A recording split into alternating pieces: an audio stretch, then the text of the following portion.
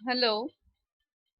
Hello. Yes ma'am. हाँ, मैं ये कह रही थी कि पिछले वाले लेक्चर में आज हम लेक्चर नंबर 11 और 12 करेंगे। 11 तो बहुत छोटा सा है, ठीक है। और पिछले वाले लेक्चर में एक क्वेश्चन में कर रही थी तो वो लाइन डिस्कनेक्ट हो गई थी। वो क्वेश्चन ये था, आप सब लोगों को पता होना चाहिए, other you are drug drug designer search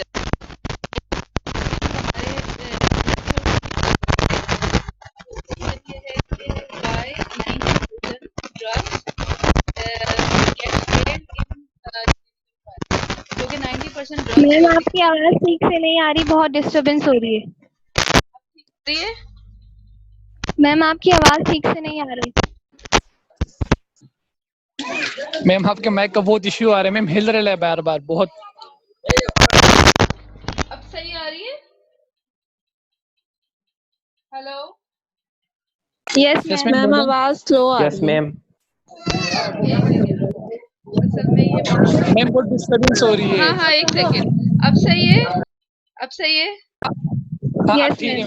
अब सही यस है। मैम। हाँ, तो क्वेश्चन ये था कि 90% ड्रग्स जो है, जो हम सिंथेसाइज करते हैं या फिर हम ड्रग डिजाइनिंग, चाहे वो हम ट्रेडिशनल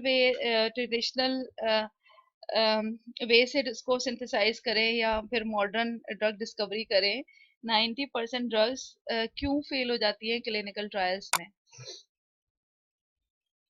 क्वेश्चन ये था, कोई मुझे इसका आंसर बताए।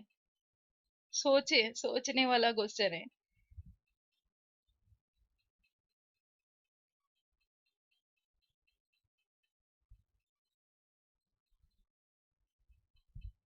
हेलो। हेलो। यस मैम बोले।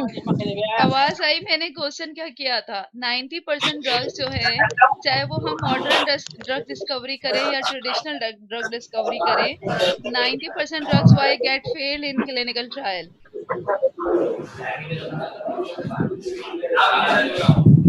मैम एफिकेसी की वजह से। और कोई बताए, एफिकेसी की वजह से क्यों, किस तरह।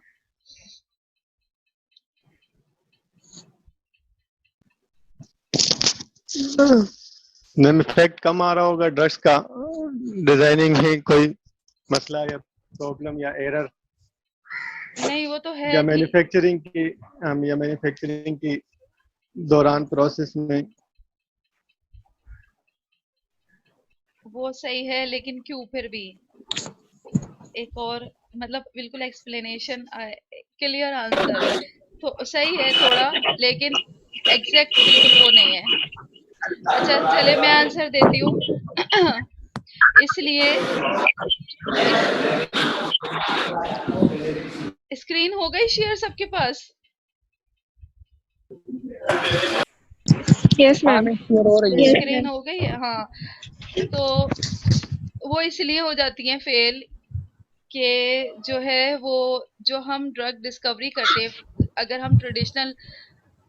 हम बोथ ट्रेडिशनल या मॉडर्न ड्रग डिस्कवरी दोनों को लें, तो हम उसमें, मैंने ये क्वेश्चन किया था क्लिनिकल ट्रायल में क्यों फेल हो जाती है ना, क्लिनिकल ट्रायल में क्यों फेल हो जाती हैं, जो अ, हम जो ड्रग को स्क्रीन करते हैं सेल बेस्ड स्टडीज पे।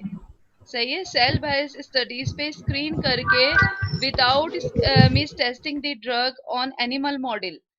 ठीक है, अगर हम एनिमल मॉडल पे ड्रग को टेस्ट नहीं करेंगे और सिर्फ सेल बेस करेंगे उसकी स्टडीज, और अगर हम वैसे, ऐसा तो होता नहीं है पॉसिबल, पहले प्री क्लिनिकल ट्रायल्स होती हैं हर सूरत में, फिर उसके बाद ड्रग जाती है क्लिनिकल ट्रायल में।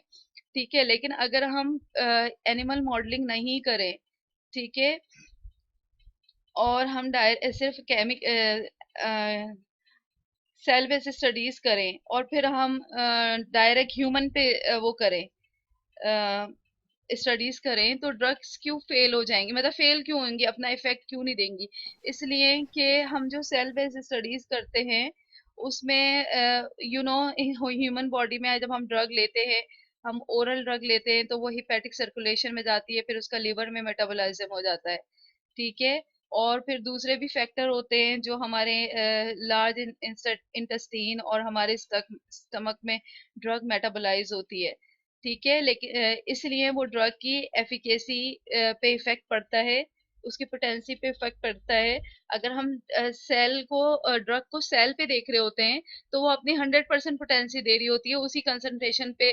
फॉर एग्जांपल 5 माइक्रोमोलर कंसंट्रेशन है, तो 5 माइक्रोमोलर कंसंट्रेशन पे ड्रग की बहुत अच्छी पोटेंसी आ रही है, लेकिन उसी 5 माइक्रोमोलर कंसंट्रेशन को अगर हम एनिमल मॉडल में इंजेक्ट करते हैं तो उतनी ड्रग की पोटेंसी हमें नहीं मिलती बाज दफा, क्योंकि उसकी वजह ये होती है कि ड्रग अगर हमने ओरल रूट से दी है तो वो हिपेटिक सर्कुलेशन में जाएगी, लिवर में मेटाबोलाइज होगी, या फिर कुछ ड्रग्स होती हैं जो ब्लड हमने इंट्रावीनस दी होती हैं तो वो ब्लड की पीएच से भी उन पे असर होता है। या फिर कुछ ड्रग जो हम ओरल देते हैं तो वो लीवर, स्टमक एंड इंटेस्टाइन के जो क्या कहते हैं वो होते हैं, एंजाइम होते हैं या पीएच होती है, तो उससे भी इफेक्ट होता है उनकी पोटेंसी पे। तो इसकी वजह से उनकी पोटेंसी और एफिकेसी जो है वो डिक्रीज हो जाती है। तो ये आंसर था। मेरी स्लाइड शेयर नहीं हो रही यहाँ, क्यों? मैं यही देखने की कोशिश कर रही हूँ। हेलो, आप सब लोग आप सबके पास मेरी स्लाइड शेयर होगी? स्लाइड तो मैंने खोली नहीं थी, शेयर कैसे हो गई? खोल दीजिएगा जरा एक दफा। स्क्रीन शेयर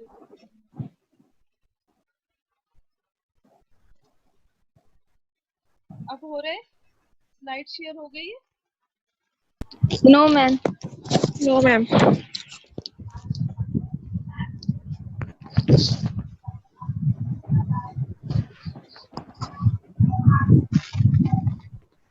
एक सेकेंड, अब हो रही है? अब हो गई? Yes ma'am. हाँ, यस मैम। तो अब हम आज ये पढ़ेंगे, बहुत ही छोटा सा है ये, in continuation of our previous lecture है, टॉपिक वही है, लेकिन हम इसमें पढ़ेंगे what are those tool that we can use for the computer aided drug designing. ठीक है, कौन से टूल्स को हम यूज करते हैं, मीन्स हम कंप्यूटर से ड्रग को जब डिजाइन करते हैं तो कौन से हम सॉफ्टवेयर्स यूज करते हैं, तो ये इस लेक्चर में हम वो पढ़ेंगे। ठीक है, और हाँ, तो यहाँ पर हम देखते हैं जो डिफरेंट कैटेगरीज के सॉफ्टवेयर यूज होते हैं कंप्यूटर एडेड ड्रग डिजाइनिंग के लिए, जिसमें हम मीन्स डिफरेंट डेटाबेसेस यूज होते हैं और ड्रॉ टूल्स यूज होते हैं। जब हम कंप्यूटर एडेड ड्रग डिजाइनिंग के लिए हम क्या करते हैं, जो ड्रग को का स्ट्रक्चर जो होता है वो हम कंप्यूटर से डिजाइन करते हैं ना, using the computer different softwares.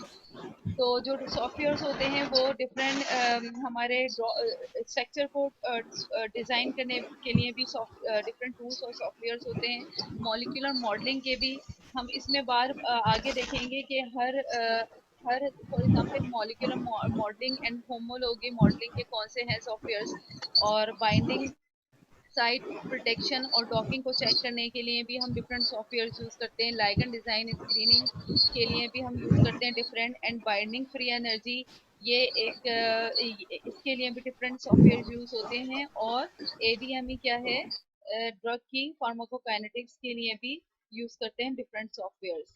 तो डेटाबेसेस जो है, means what are the databases, databases में जो पहले से डिजाइन ड्रग होती हैं या पहले से जो डिजाइन प्रोटीन होती है ना, जो कि हमें during computer aided drug designing के चाहिए होती है, वो पहले से सबमिट होती है। मैंने पहले प्रीवियस लेक्चर में बताया था, for designing of a drug, we first meet for the designing of a structure, for structure based drug designing what we need a structure of a receptor molecule और the target molecule। तो वो जो structure होते हैं target molecule के, वो इन जो इस स्क्रीन इस स्लाइड पे जितने भी डेटा बेसिस लिखे हैं यहाँ पर पहले से ही स्ट्रक्चर जो है फाइंड आउट हुए हुए होते हैं और यहाँ पर डिपॉजिट होते हैं। और one of the well known जो डेटाबेस है प्रोटीन के स्ट्रक्चर का, वो है प्रोटीन डेटा बैंक, पीडीबी। ठीक है, और नॉर्मली जब हम मॉलिक्यूलर मॉडलिंग कर रहे होते हैं या फिर हम ड्रग डिजाइनिंग कर रहे होते हैं तो नॉर्मली जो हम टारगेट मॉलिक्यूल का स्ट्रक्चर होता है वो पीडीबी से उठाते हैं। ठीक है, दिस इज द पीडीबी। ये मैंने एक दिखाया, मींस गूगल में हम डालेंगे इसका इसका जो वेब लिंक गूगल में डालेंगे तो हमें वहां से ये एक विंडो खुलेगी जिसमें हम डिफरेंट साइट्स पे जाके अपना वो जो भी हमें प्रोटीन चाहिए होगी, यहाँ हम सर्च बॉक्स में लिखेंगे। फॉर एग्जांपल हमें चाहिए जी प्रोटीन कपल्ड रिसेप्टर, उसका हमें 3D स्ट्रक्चर चाहिए। अच्छा, पीडीबी में क्या होता है, प्रोटीन डेटा बैंक का नाम है, उसमें प्रोटीन के 3D स्ट्रक्चर्स होते हैं। ठीक है, जो प्रोटीन्स होती हैं उनके 2D स्ट्रक्चर भी होते हैं, 3D स्ट्रक्चर भी होते हैं। वो आपने प्रोटीन के लेक्चर में पढ़ा होगा, बायोकेमिस्ट्री में सबने पढ़ा है। बायोकेमिस्ट्री में प्रोटीन के level of structures. Hello hello, yes ma'am. हाँ, ये मुझे बताएं प्रोटीन के कितने होते हैं, कितने लेवल ऑफ स्ट्रक्चर्स होते हैं, कितने लेवल होते हैं प्रोटीन के स्ट्रक्चर्स के, आप बताएं। मैम प्राइमरी, सेकेंडरी, टर्शियरी और क्वाटरनरी। हाँ, तो ये जो पीडीबी है, प्राइमरी क्या होता है? सही रुखसार, आप बताएं प्राइमरी क्या होता है प्रोटीन का? Ma'am primary single chain. हाँ, वेरी गुड। और मुझे कौन बताएगा? और मुझे अब बताएं, अरबाब आप बताएं कि 3D स्ट्रक्चर क्या होता है प्रोटीन का? हेलो हेलो, कोई और बताएगा? 3D जी स्ट्रक्चर, मैम दोबारा पूछिएगा। प्रोटीन का 3D स्ट्रक्चर क्या होता है? 3 डायमेंशनल स्ट्रक्चर। टर्शरी। टर्शरी को 3D कहते हैं जी जी। 3D स्ट्रक्चर क्या होता है?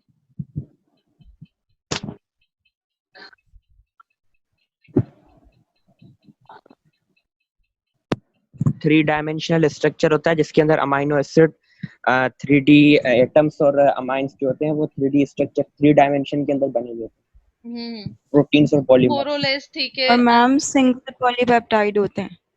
सिंगल जो पहला फर्स्ट प्राइमरी स्ट्रक्चर होता है जिसमें सिंगल अमीनो एसिड की चेन होती है।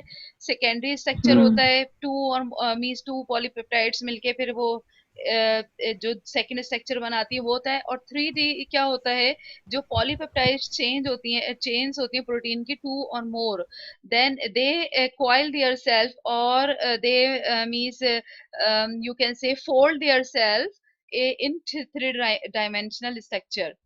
जो प्रोटीन की 2 और मोर पॉलीपेप्टाइड चेन होती है वो उनकी फोल्डिंग होती है स्पेस में 3 डायमेंशन में। ठीक है, तो वो 3D स्ट्रक्चर होता है, वो हमें इस प्रोटीन डेटा बैंक से 3D स्ट्रक्चर मिलता है, ये बात याद रखनी है।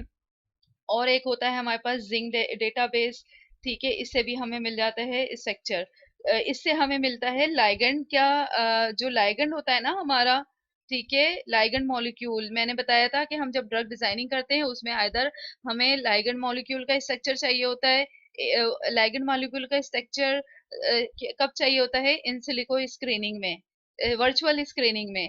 ठीक है, तो ये जो जिंक डेटा बैंक है, यहाँ से हमें जो लाइगेंड मॉलिक्यूल होते हैं पहले से डिजाइन हुए हुए, वो इस जिंक डेटा बैंक से हमें मिलते हैं। ठीक है, इस जिंक डेटाबेस से मिलते हैं। अच्छा, हम जब दो चीजें हो गई स्ट्रक्चर बेस्ड ड्रग डिजाइनिंग में, दो हो गई। एक सबसे पहला काम हमारा होता है, हमें टारगेट मॉलिक्यूल का स्ट्रक्चर चाहिए होता है, वो मिल गया हमें। एंड देन फिर हमें चाहिए होता है जो कि वो होता है लाइगेंड होता है, उसका स्ट्रक्चर चाहिए होता है। ये आप लोग क्या लिख रहे हैं इसके ऊपर? जो लाइगेंड मॉलिक्यूल हमें चाहिए होता है वो हमें जिंक डेटाबेस से मिल जाता है। अब तीसरा चीज क्या है कि अगर हमारे पास जो लाइगेंड मॉलिक्यूल है उसके हमारे पास उसको अगर हमें ड्रॉ करना है तो हमें कौन से ड्रॉ टूल हम यूज कर सकते हैं? यह है कैमड्रॉ, जो वेल नोन है, मैं भी यूज करती हूँ तो कैमड्रॉ ही यूज करती हूँ। बाकी भी अदर और हैं लेकिन कैमड्रॉ जो है वेल नोन है। इससे हम लाइगेंड मॉलिक्यूल के जो स्ट्रक्चर हैं वो क्या कहते हैं डिजाइन कर सकते हैं। ठीक है, एंड दूसरे ये जो मैम आपका मैम आवाज बहुत डिस्टर्ब हो रही है। हेलो, अब सही? हेलो, अब सही है? हेलो, मैम बहुत कट के आ रही है और बहुत कट रही है आपकी आवाज। मैं दूसरा माइक लगा। अब तो आ ही नहीं रही है।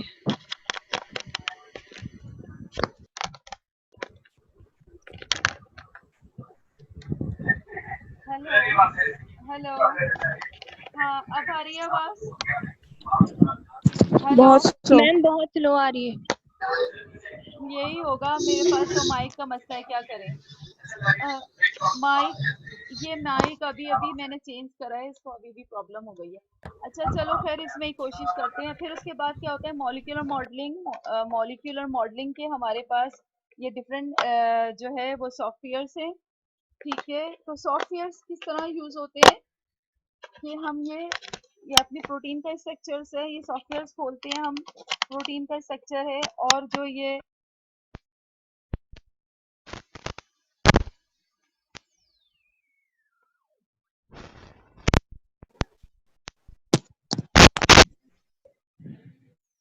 आवाज नहीं आ रही मैम बिल्कुल। एक सेकेंड आ रही है।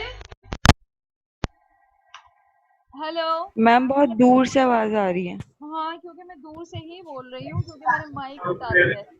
एक सेकंड रुकिए, एक सेकंड रुकिए।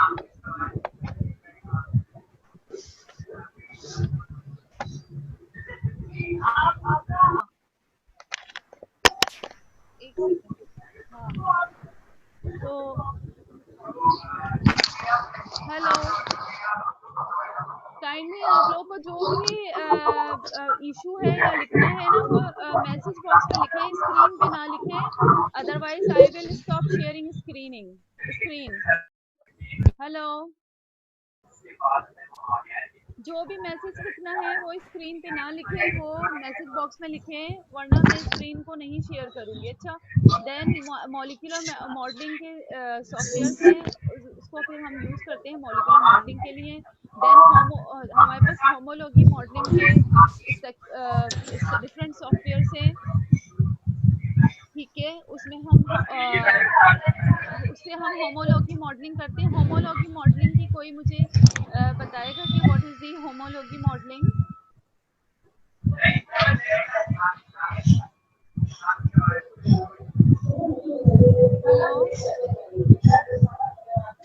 हेलो, हेलो, हेलो, रुखसार आप बताइए, व्हाट इज होमोलॉजी मॉडलिंग?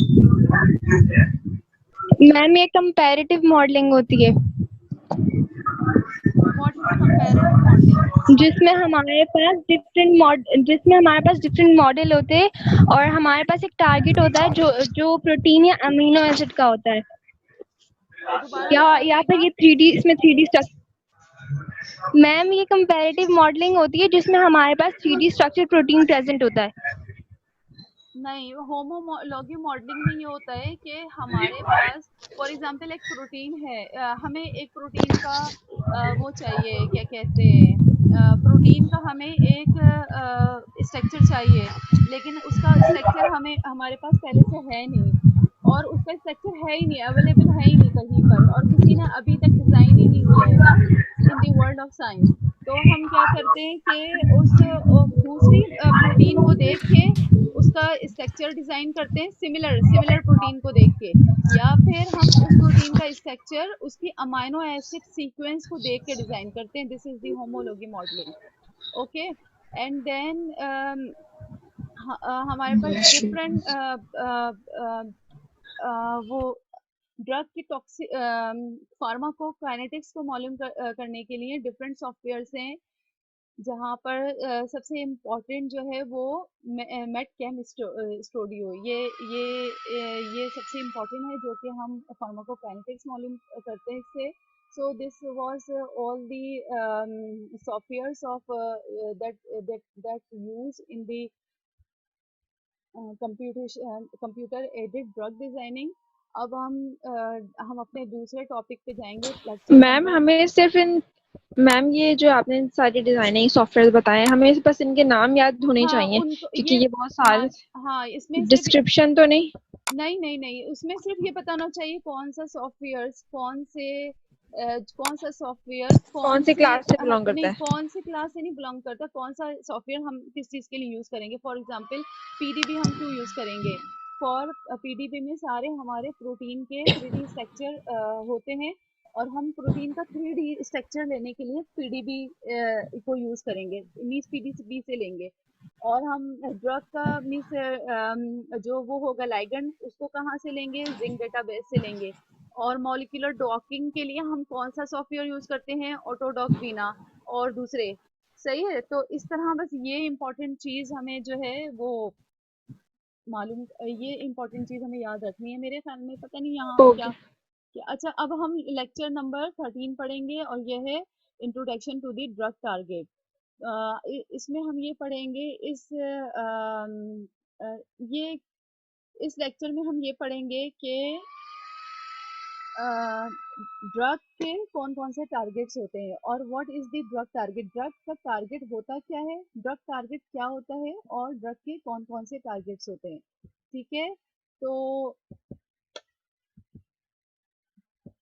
मुझे पता नहीं कैसे है। अच्छा, तो what is the drug target, कोई मुझे बताएगा ड्रग टारगेट की मीन्स डेफिनेशन, कोई बताएगा ड्रग टारगेट क्या होता है?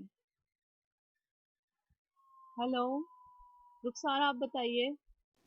मैम ड्रग टारगेट में आपके पास कोई भी दूसरी मॉलिक्यूल एंटिटी हो, या जैसे प्रोटीन हो या ड्रग हो, वो जाके वहाँ पे एक्ट करेगा और फिर मॉलिक्यूलर चेंजेस होगी और फिर वो अपना फंक्शन परफॉर्म करेगा।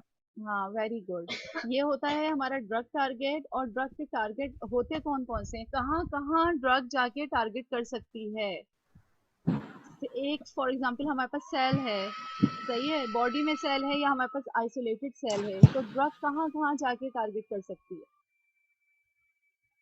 ड्रग जाके प्रोटीन पे टारगेट कर सकती है, न्यूक्लिक एसिड पे टारगेट कर सकती है, एंड लिपिड्स पे टारगेट कर सकती है। और एक पॉइंट यहाँ पर मिसिंग है, कार्बोहाइड्रेट भी also now identify recognise drug targets.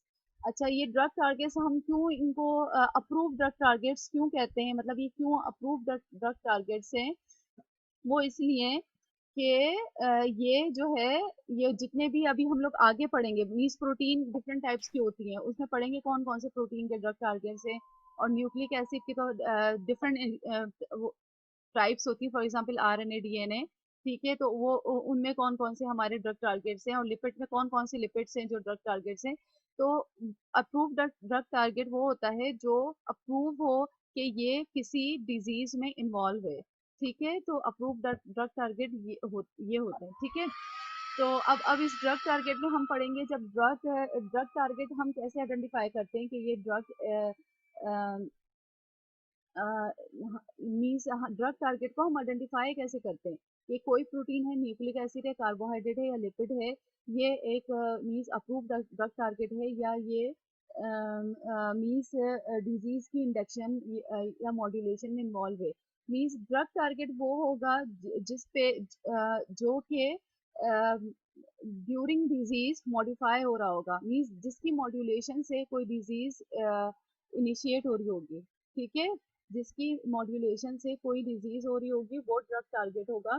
और ये ज़रूरी नहीं होता कोई हर टाइम के कोई भी ड्रग टारगेट हो वो डिजीज ही मीन्स क्रिएट करे। बस वो वाला टारगेट वो ऐसा ऐसा प्रोटीन वो which that type of protein, nucleic acid, lipid and carbohydrate, जो कि डिजीज की मॉड्यूलेशन में इन्वॉल्व हो, जो कि जिस पे हम ड्रग को टारगेट करें तो वो डिजीज को मॉड्यूलेट करे, मॉडिफाई करे, वो होता है ड्रग टारगेट। ठीक है, तो हम ड्रग को टारगेट को किस तरह मालूम करते हैं? बाय फॉरवर्ड फार्माकोलॉजी और रिवर्स फार्माकोलॉजी। ठीक है, होल्ड कीजिएगा ज़रा। हेलो, किसी को समझ में आया है ड्रग टारगेट्स क्या होते हैं? यस मैम, आ गया। मुझे बता दे कोई आंसर दे। रुखसार, आप बताएं ड्रग के टारगेट्स क्या होते हैं? मैम हमारे हेलो